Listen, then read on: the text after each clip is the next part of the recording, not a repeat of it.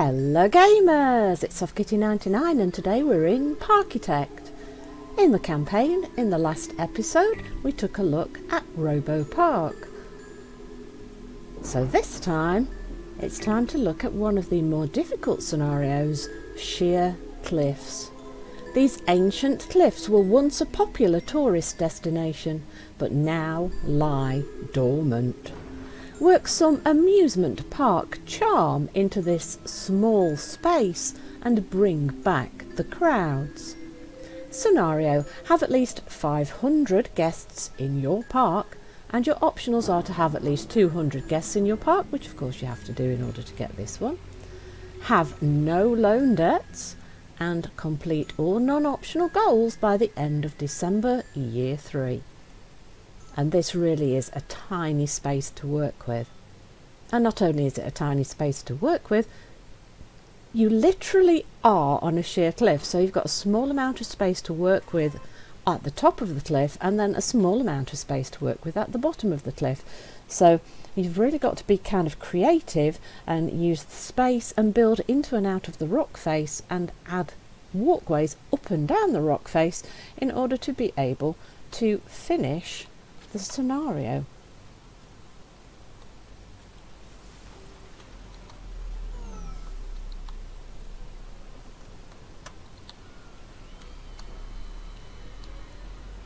Now if I zoom out for you, as you can see I didn't need to zoom out very far at all. Here's where the people come into your park, over here at the top of the cliff.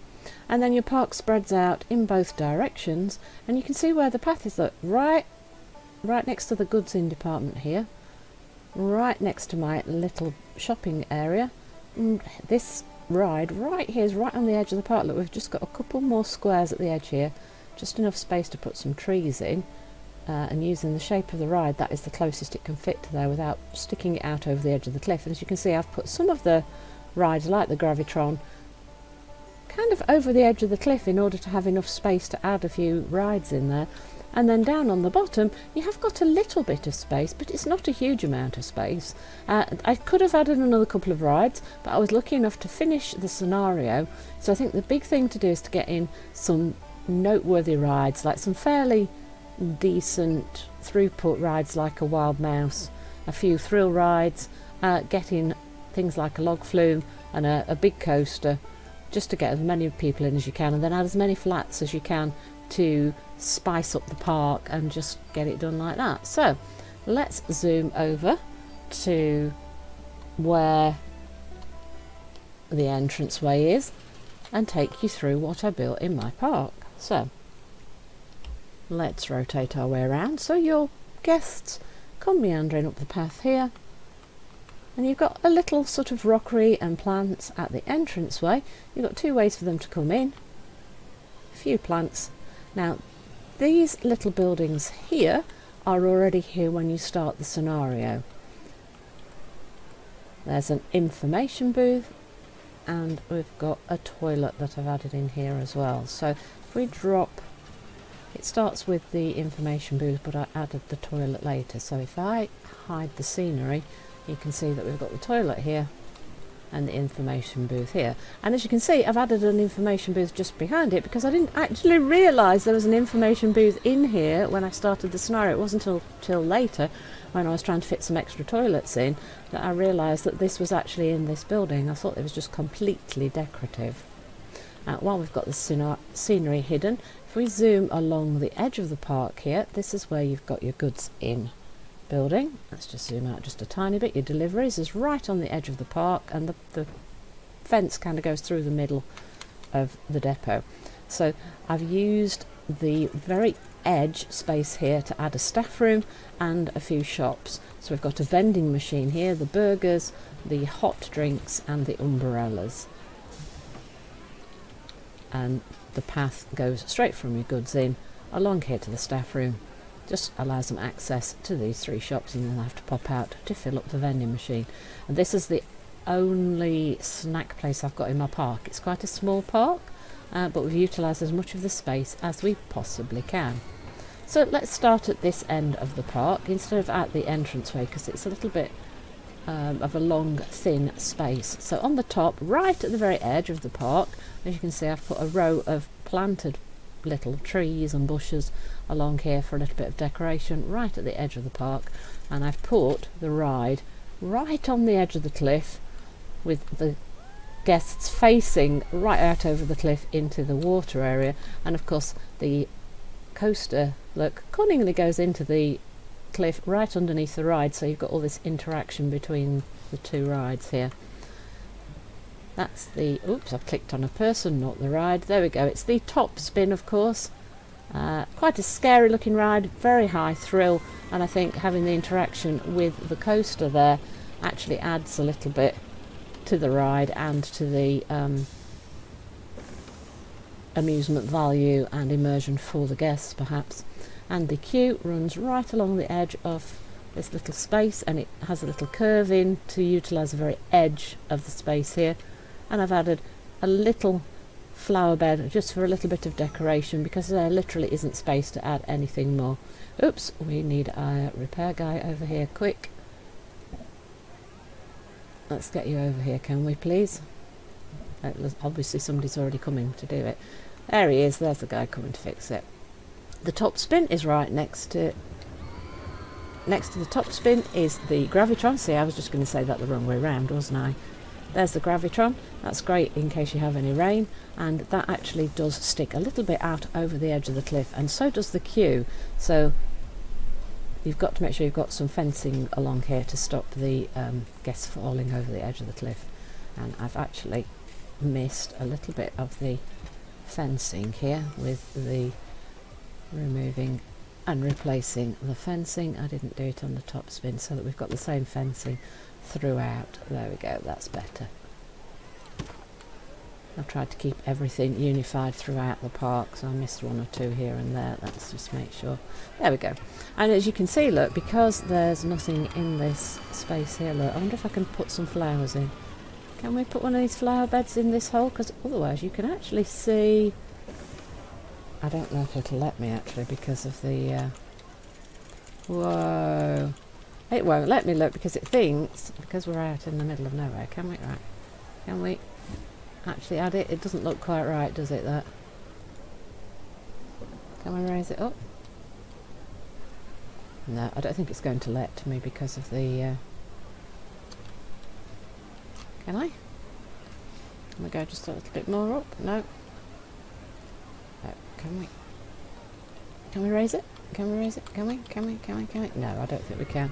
No, it won't let me. I was just going to say, because of the way the paths and everything have gone, I didn't realise you could actually see down onto the edge of the cliff, look, because the cliff comes along flat along here and then it kind of comes backwards a bit, so I've built out over the edge of it in some sections, and that's one of the sections, so I couldn't hide that because it won't let me put the flowers in. But it might, you could build, of course, a flat path across that just to can I build a flat path across there just to hide it? There we go. And we can add perhaps one of the flowery bushes or something. And it can go slightly lower down perhaps then. There we go, we can hide it by having the couple lower and a couple higher. There you go, that makes me a lot happier because I don't like seeing the gap. It'll probably make the guests feel a little bit uncomfortable if you can see a gap falling down the cliff. But there we go. Right, if we come across this way, look, we've got the a little open area here of seating for people getting their drinks and things from our little shopping area. You can see at the end here, this is where we've got the staff room hidden away behind this building, so this gives you a bit of scenery value.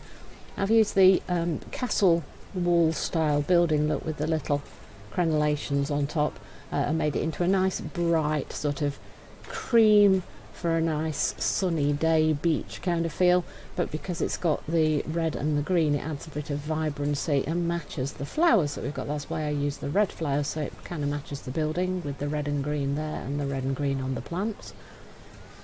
And I really like the way that that's come out. I love the way it looks like. It looks like a kind of a little bit of a castle structure that's been left over maybe from a city wall or something that's been converted into part of the amusement park. and also because this has got these little brick features on the walls, it kind of matches the two, although the goods in department's more of a bricky colour. But I really like this red and white feel. It's so much prettier and bright for a beachside amusement park. I think that's cool. This little open space here with a few plants in. It had the little square built into the paths when I started the scenario, so I've jazzed up the little square, kept the little square, and jazzed it up a little bit with some trees and a couple of bushes in pots, so that you get a little bit of decoration and a nice place to sit. And because they've got seats on all four sides of this, you can see out in different directions. So this way they can see these rides, this way you can see out over the cliff into the seaside, this way you can see the big spinny turbine thing and the little coaster. This is a family coaster over this side, and this way you can see all the people and the shops area, and then the little food court. Again, I've used the little red theming with the little red plants and then some red tulips around the edge, just to fill in the little gaps by the side of the coaster. You can't fill in a big square plants and things because of where the coaster is. Oh, it looks like my coaster might have... Has it broken down? Have we broken down? Or are we just on the brake? Oh no, we're on the brake run for the little coaster. Right, so let's just turn around slightly. So let's take a look at the other side here. Here you can see that there's a slight rise in the terrain, so I've used these little potted plants, flowery one and a shrubby one. These are the same ones we used at the end of the top scan here for the little fence at the end of the build. And here you've got the two queue lines together, one goes up, one goes flat. And you come up to get onto the turbine. And this is one of those really big ones. Just look at this. So right on the edge of the cliff, look, half hanging over the edge. Can you imagine being on that thing? How much addition to the scariness factor is there when you're pushed out of the cliff over that great big long drop coming on down there? But you've got some great interaction with lots of different rides on that great big ride. Look at that. I think it's a spectacular location for a ride like that, don't you? I certainly do. Right, let's zoom back in again and retreat across the turbine. On the opposite side of this path, there's a close-up of our decoration and our tulips. Don't forget to add lots and lots of space for people to sit. Now let's zoom out, and here we have a little coaster. This is a junior coaster that I did build myself, and it took me quite a lot of faffing around to get it to a point where I was quite happy with it. So you come up this little lift hill, come out over the top of these buildings where you come into the park, so you've got that great interaction. You can see that as you come into the park. Then you've got a loop coming round. As I say, it's a family coaster, so it's not too intense, and we don't have much space to build it in either. But I added a brake block. See, I can't speak today. A brake block in here. There's a slight problem with the loading taking longer than the ride itself, but I wanted to get more than one train in. Maybe that wasn't such a good idea with such a short ride, but I was worried about throughput in such a small park, so I did add that little block brake there. And then they come round near the flowers, interact with all the people over here, and then back into the station. So it's a very simple layout, but as you can see, I had a problem with the amount of space that I had to build in, but I really wanted to get a coaster in, and so that's what I came up with for a little family coaster. And I'm quite pleased with it actually, because to get things to fit so we could actually get back to the station was kind of difficult, and to get it over with a little bit of a drop here and get it over the path and everything, I found it quite difficult, but I did manage to get it in. Right next to that we've got a little toilet. We've got some more tulips here as decoration, more of the red flowers over here. We've got a little square of decoration here next to the turbine. Tried to add as much decoration in as many small spots as we've got left over. I've also added a path going down the cliff there, we'll look at that later. Here we've got the path that snakes round, the queue line snaking round to the observation tower, and the location of the observation tower is sticking out over the cliff, so that again you get to see the big drop off the edge of the cliff, and you go up the observation tower, so you've got this wonderful view out over the sea when you're on either of these big tall rides here. Let's zoom back in over here. We've got the... Oh, too far Kitty, you've zoomed a little bit too far. We have a wild mouse. This is the Cheese Chasers build, which is one of the pre-built versions of the wild mouse right here. It's one of the very traditional wild mouses where you've got all the tight turns. You can start up high, come mid-level, go up and down and round and back to the station. It's the very, very traditional one, and there you can see the observation tower all the way at the top. Very, very traditional wild mouse, and it's perfect because this Cheese Chasers one just fits into this little gap I've got here right next to the way you come in, to add a little queue line going up high over. So we're utilising the terrain here because the path goes up here, so we have the queue go slightly higher to come into the wild mouse station, and then we use the Cheese Chaser, very traditional one, going round there. The path of course continues on along the front here. We've got another way to come down here. This is access to the log flume right here, and then that queue line goes down and snakes underground. We'll take a look at that in a little bit. We've got another toilet right here. We've got more flowers. I've even added a couple right over the edge just to see if you could actually add them there.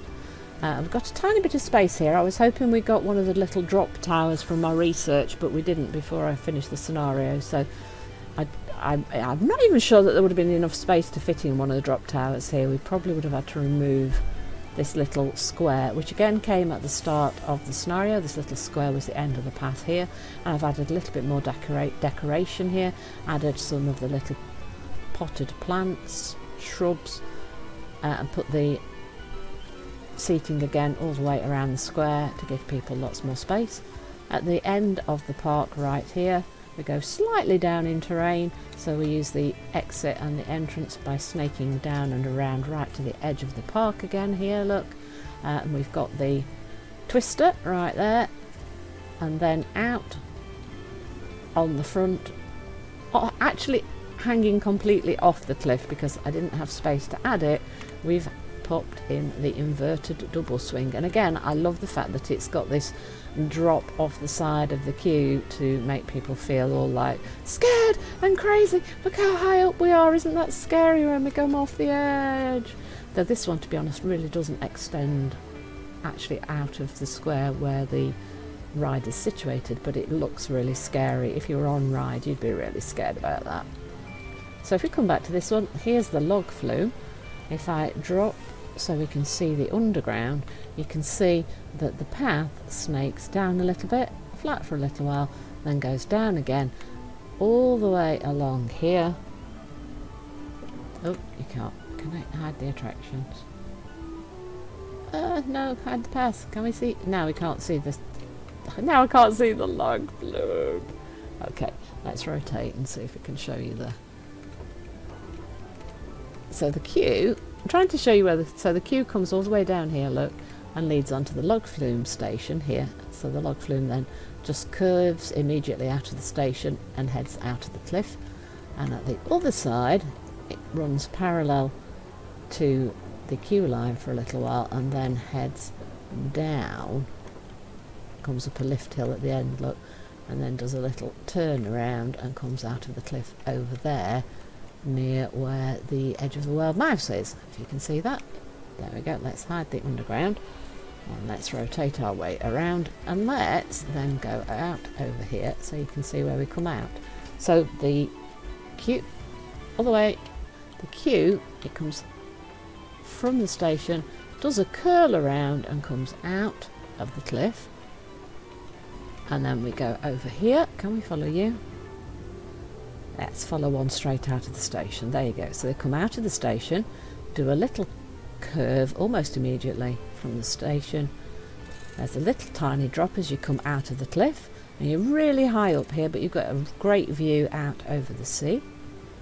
And then you turn back and you curve in and underneath the double swing through the support structure for the double swing. And then there's another little drop which the people in this queue can see. nice curve around, and then you get to interact with the topple tower.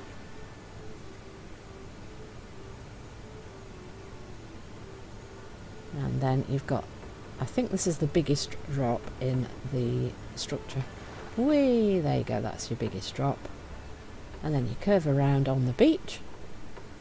And you can see the edge of the park here, look, so we're quite close to the edge. You could maybe have gone a tiny bit further out, but I don't think you really need to. And here you get to see the sea, and you actually do interact finally with a little bit of water on the log flume, because it comes around this little curve here. And as you can see, I've got quite a few block breaks in this to get as many log flumes out as we can at once. Do quite like the little splash as it comes in and around here, look. These are probably going to get stuck a little bit because I wanted to add as many block breaks as I could, but obviously you can't drop one in the middle of a drop, so you've got to have a little straight section to be able to put in a block break. But having the pause down here by the ocean, I think, is actually quite a good spot for that little hold up to be. There we go. And then you've got a long lift hill to start getting you back up the cliff in order to enter the station from the opposite side. Now we're not following them anymore, so I'll just keep following them with the movement key. So you've got a little flat section here again, which is underneath the original one, so you can see the people coming down the other drop. And if you do get stuck here, you can watch the other people going down, look, sometimes. There we go, and then we come up this long curve and then back, through a curve and back up another little lift section there into the station. So I'm really pleased with that log flume. I did have to build it myself, and utilising the space so that we can use these sheer cliffs is actually requiring you to think outside the box a little bit, and definitely pushed me a little bit outside my comfort zone trying to build all these rides, because you know I'm not that great at building rides because I've never really played something like this before. But it really got me thinking, and how can you utilise this terrain and what can you do with it? And so that's what I've come up with.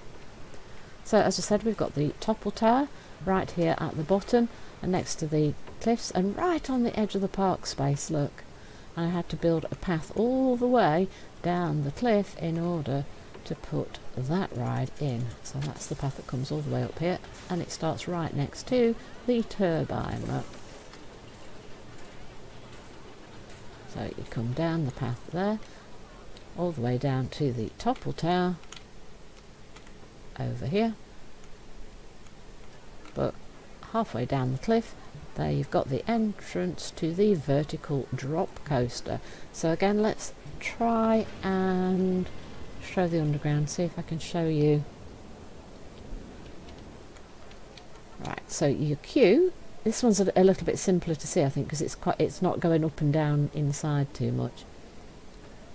So your little entrance section here, you go in this way in your queue line, which snakes around up down to here, and there is the coaster station, look. So there's the people getting on the car right there underneath the flowers. And then the exit comes down off the station right here, and then just walks you back out into this same spot. The coaster itself, if we can follow it. No, I went to the person in the station. There we go. So as they come out of the station, there's the end of the platform right there. So we're now at the edge of the platform, so they're letting people off and getting some new people on, and then we can follow this ride around the track.